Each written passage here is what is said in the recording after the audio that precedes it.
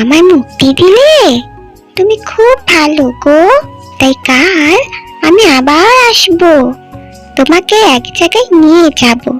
সেখানে গেলে তুমি আবার সুস্থ হয়ে যাবে। যাই, বারান্দা থেকে একটু ঘুরে আসি।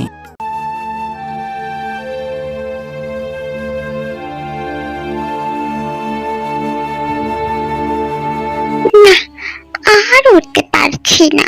আরে, ওই তো একটা পুকুর। আজ রাতটা এখানেই কাটাই।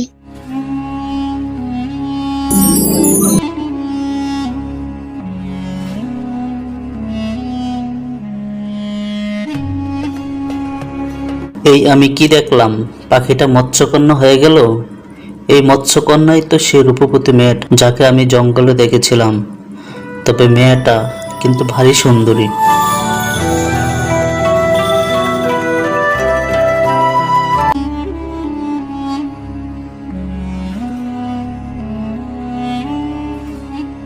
তুমি চলে এসেছো, তবে একটু অপেক্ষা করো। রাজকুমার কালকের সব ঘটনা মহারাজকে খুলে বলল এবং মহারাজকে নিয়ে পাখির সাথে সমুদ্রের কাছে এলো। রাজকুমারী, তুমি ফিরে এসেছো। কিন্তু এরা কারা? এরা হচ্ছে মাটির রাজ্যের রাজকুমার আর মহারাজ। ঠিক আছে, এখন তুমি আমাদের সাথে আসো। তোমার জন্য অনেক ঝিনুক, উজ্জ্বল পাথর জমিয়ে রেখেছি।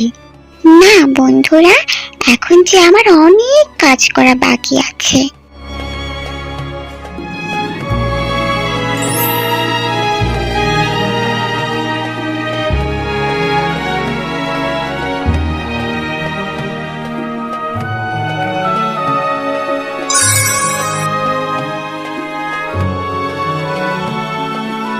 এটা তুমি কি করছো রাজকুমারী?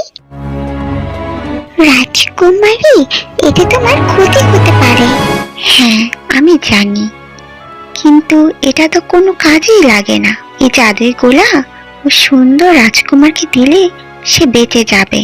আর এটা তো ভালোর জন্যই ব্যবহার হচ্ছে, তাই আমার কোনো ক্ষতি হবে না।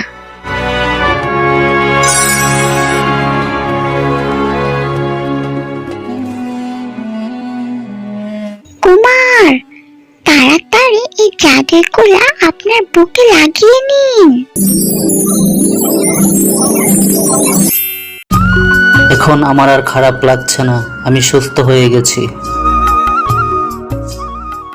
আহ, আহ! এটা কি হয়ে গেল? রাজকুমারী, তোমার ক্ষতি হবে জানলে আমি কখনোই জাদুই গোলা ব্যবহার করতাম না।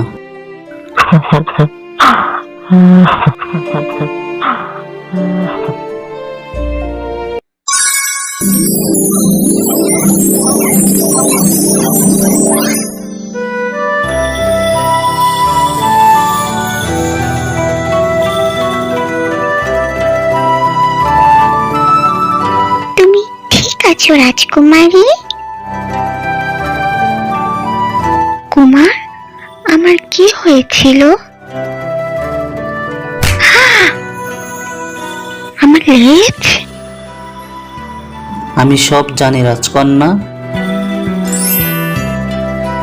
ইয়ে, রাজকুমারী সুস্থ হয়ে গেছে।